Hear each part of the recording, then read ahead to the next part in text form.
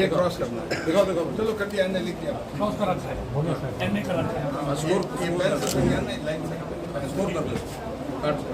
ये तो काट देना। आप ही काट सकते हैं। हाँ मैं काट दूँ। हमने रोज फार्म भरा है। ये पेन से चलेगा। It is certified that each of the candidate substitute candidate is hereby decided, है ना। Score of is not applicable.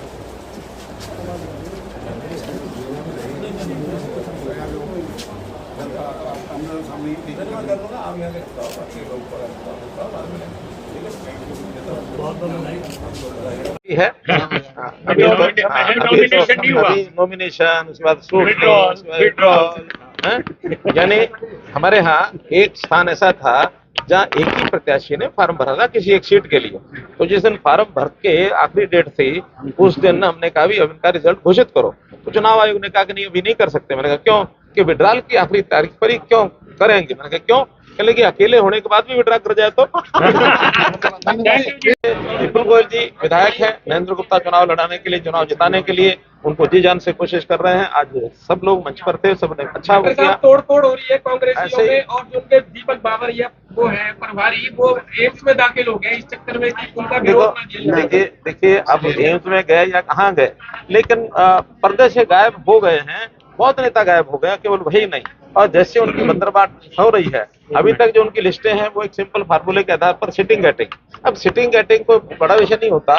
बहुत से सामान्यतया वो लोग टिकट पा जाते हैं, लोगों को बहुत ज्यादा परेशानी हो और लोगों को नहीं होती। लेकिन अब जो टिकटें बट रही हैं उनका हाल जो है वो जैसे पहले रहता था, लड़ाई और जो उनकी चलती थी और जूतों में जो दाल बटती थी वो अभी भी बटेगी। और इसका जो उनका दुष्परिणाम जो है उनके ऊपर होगा, उसका लाभ हमको होगा। और निश्चित रूप से जेल में बंद आदमी को टिकट दी जा रही है। जेल में बंद है अपराधी किस्म के कितने लोग हैं जिनके ऊपर ईडी की तलवार लटकी हुई है, जिनको हाइट यानी इनकम टैक्स के जिनके नोटिस गए हुए हैं। ऐसे अपराधियों को मान्यता देने का काम नहीं कर सकते हैं। और इस नाते से जनता इस बात को समझ चुकी है कि कोई किसी प्रकार का उनके विचार सीटें पेंडिंग है, कब पर्दा उठेगा जी? देखिए ये पार्लियामेंट्री बोर्ड का काम होता है। हमने अपनी ओर से, प्रदेश की ओर से जो रिकमेंडेशन करनी थी, जो परामर्श हमारे से होना था वो हो चुका है। मुझे लगता है कुछ आज कुछ कल ऐसा करके सब 23 एक साथ भी हो सकती है और 2 बार भी हो सकती है। वो कुछ सीटें ऐसी होती हैं कार्यकर्ताओं के बीच में आपस में देखना होता है, कुछ समीकरण देखने होते हैं, और कुछ कांग्रेस भी क्या करती है थोड़ा लोकतंत्र में ये भी देखना होता है। तो उनकी सीट कब डिक्लेयर होती है अकॉर्डिंगली हम उनसे पहले करेंगे कि मुझे की 2 विधानसभा सीटें अभी बाकी है, क्या देवेंद्र चौधरी का नंबर लग सकता है? वो 23 सीटों के अंदर ही आया है जो मैंने पहले जवाब दे दिया। गोरे चेहरे पे जो काला काला चश्मा है इसके पीछे राज कर। मित्रों मैं मुझे एक बड़ी पिछले 2-3 दिन से एक बात जो कान में सुनने को मिली कि कांग्रेस के लोगों ने इसको मुद्दा बनाया। वो कहते हैं हरियाणा में तो सब ठीक ठाक थे, दिल्ली में जाके काला चश्मा लगाना शुरू कर दिया। मैं आपको विनम्रतापूर्वक बता रहा हूँ कि मेरा कैटरेक्ट का ऑपरेशन हुआ है दोनों आंखों का, और डॉक्टर जो है वो सलाह देते हैं कि भी धूप से और बाकी चीजों से ज्यादा तीखा प्रकाश ना पड़े तो महीना भर काला चश्मा लगाना पड़ता है। महीने के बाद मैं इसको आप चाहोगे तो मैं हटा दूंगा, आप नहीं चाहोगे तो मैं लगा दूंगा। इस बार लग रहा है मंत्री जी बीजेपी में असंतुष्ट जो कार्यकर्ता है उनके लिए क्या संदेश है? दूसरा सवाल मेरा टिकट नहीं मिली, असंतुष्ट है, उनके लिए क्या मैसेज है? और दूसरा सवाल मेरा ये है कि हर बार भाजपा एक नारा देती है, पिछली बार 75 पार का दिया था, इस बार क्या कहते हैं? 85 बताया है।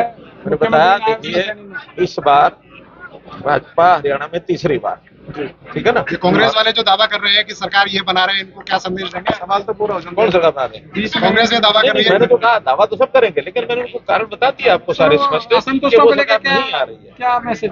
देखिए असंतुष्ट हमारे अपने जो पार्टी के लोग हैं उसमें हमारा अपना एक संबंध ऐसा है कि उनको बात कर करके, क्योंकि पहली बार नहीं हुआ है, ये हमेशा ही होता है। और उसमें कोई आदमी अपने पार्टी के निर्णय का एकदम अच्छी मन से स्वीकार कर लेता है, किसी के मन में होता है कि नहीं ये तो मैं दावेदार था, मुझे मिलनी चाहिए थी, दूसरा कहता मुझे मिलनी चाहिए थी, तो ये स्वाभाविक होता है। लेकिन हमारा नेटवर्क इतना ज्यादा है, हमारे संबंध पारिवारिक संबंध है, हम एक एक करके सबको मना रहे हैं और सब मानेंगे। भारतीय जनता पार्टी में इस प्रकार की कभी वो नहीं होती। चुनाव प्रचार की रणनीति क्या रहेगी? कौन कौन दिग्गज हरियाणा की धरती पर आ रहे हैं? देखिए आज संभवतः हमारे 40 जो स्टार प्रचारक हैं उनकी सूची घोषित हो जाएगी, लेकिन निश्चित रूप से प्रधानमंत्री जी हैं, राष्ट्रीय अध्यक्ष हैं, हमारे गृह मंत्री जी हैं, हमारे डिफेंस मिनिस्टर हैं, और आसपास के प्रदेशों के मुख्यमंत्री हैं, हमारे अपने मुख्यमंत्री हैं, हमारे पार्टी के प्रदेश अध्यक्ष हैं, हमारे सांसद हैं, हमारे यहाँ के जो हरियाणा के जो हमारे केंद्रीय मंत्री हैं जिसमें कृष्णपाल जी हैं, मेरा नाम भी है उसमें, हम सब लोग, अपने राव इंद्रजीत जी भी हैं, वैसे सब लोग और चुनाव में जहां जहां जिसकी आवश्यकता होगी हमारा पार्टी कार्यालय रोहतक में चुनाव कार्यालय सर एक सवाल बहुत घूम रहा है, और वो सवाल ये है कि तमाम जो पार्टी में जो बाहर से आए थे उन लोगों के बच्चों को टिकट मिल गई है, तो पार्टी के वफादार कृष्णपाल गुर्जर हैं, ये आमतौर पर मांगते नहीं, देते नहीं होंगे। अभी इनके बेटे के लिए जो बात चल रही है, अभी 23 सीटें हमारी बाकी हैं। पार्लियामेंट्री बोर्ड जो निर्णय करेगा वो ठीक है। मंत्री जी एक आखिरी सवाल, नीति रहेगी? अरे 2019 में भी भारतीय जनता पार्टी ने मुझे यहाँ से उम्मीदवार बनाया था, और 2019 में जो हमारी जीत हुई पूरे हरियाणा में 90 की 90 विधानसभा में सबसे ज्यादा अगर मत वोट किसी विधानसभा को मिले, तिगांव विधानसभा को मिले, और इसी तरह से 2024 के इस चुनाव में भी हम अपने पुराने रिकॉर्ड को हम पहले नंबर पर 90 के 90 में आएंगे और पहले से ज्यादा मत और ज्यादा वोट लेकर अपने रिकॉर्ड को तोड़ेंगे। आज मनोहर लाल जी पहुंचे थे और कृष्णपाल जी पहुंचे थे नामांकन कराने के लिए। देखो, श्री मनोहर लाल जी आज हमें मुझे आशीर्वाद देने आज आए यहाँ पर, और चौधरी कृष्णपाल जी गुर्जर हमारे सांसद, उन्होंने भी आज मेरे साथ जाकर नामांकन में मेरा जाकर भरवाया, और मैं दोनों का तहे दिल से धन्यवाद करता हूँ। और जो जनता, क्षेत्र की जनता जो मुझे प्यार आशीर्वाद जो दे रही है, उससे पूरा मुझे उम्मीद है कि पिछली बार से भी ज्यादा वोट और ज्यादा मत हमें यहाँ से मिलेंगे। नागर साहब अभी मैदान खाली है पूरी तरह से, क्योंकि कांग्रेस का कोई उम्मीदवार नहीं आया, किस तरीके देखते हैं? देखो, कांग्रेस वाले पहले कहते थे कि भाई हम अपने दम पर लड़ेंगे, हम अकेले लड़ेंगे। आज आप पार्टी से वो गठबंधन करना चाह रहे हैं, समाजवादी से गठबंधन करना चाह रहे हैं, एनसीपी से गठबंधन करना चाह रहे हैं। उनकी आपसी फूट, आपसी उनकी लड़ाई, आपसी गुटबाजी, उनके प्रभारी जी रो रहे हैं, कह रहे हैं कि पता नहीं एम्स में एडमिट हो गए हैं। तो ये इस तरह के देख सकते हैं कि आप किस तरह से उनके पार्टी में चल रहा है, और अभी तक अपना उम्मीदवार भी यहाँ से घोषित नहीं कर पाए। तो भारतीय जनता पार्टी तीसरी बार अपनी प्रदेश में सरकार पूर्ण बहुमत से बना रही है। घुटने टेक दिए कांग्रेस ने, आप देख सकते हैं, आप पता है आपको। और विपक्ष के ऊपर फरीदाबाद और तिगांव मंडल, जो तीनों 7 मंडल हैं, उनके अध्यक्ष रहेंगे मंच पर।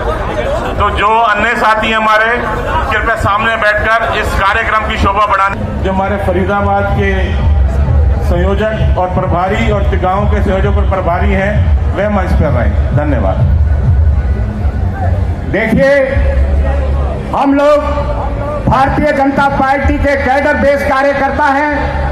किसी को अगर प्रशासन मंच से नीचे वोट चिंता करेंगे और अधिक से अधिक वोट इस कमल वाली सीट पर, इस भारतीय जनता पार्टी सीट पर जिसको मजा आता वहाँ है, जिसको लोगों की सेवा करना में मजा आता वो यहाँ है। विश्वास है कि तीसरी बार हरियाणा में भारतीय जनता पार्टी की सरकार ये बन, उसी के नाते से मैं अपील आज करने आया हूँ।